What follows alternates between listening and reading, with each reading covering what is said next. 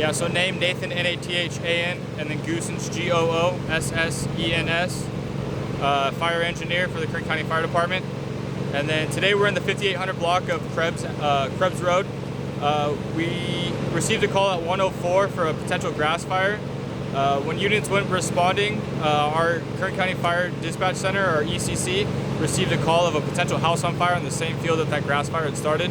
So our battalion chief immediately started a structure fire reinforced response to that, which brought 3 additional engines and 2 ladder trucks to this incident.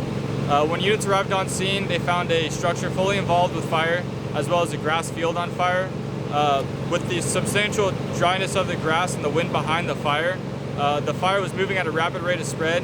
There were 4 additional structures immediately threatened by that fire. The Kern County Fire Department did a very good job. The firefighters on scene did a very good job of going straight to work and protecting those structures, making sure all the structures were clear with occupants. No occupants were inside the structures.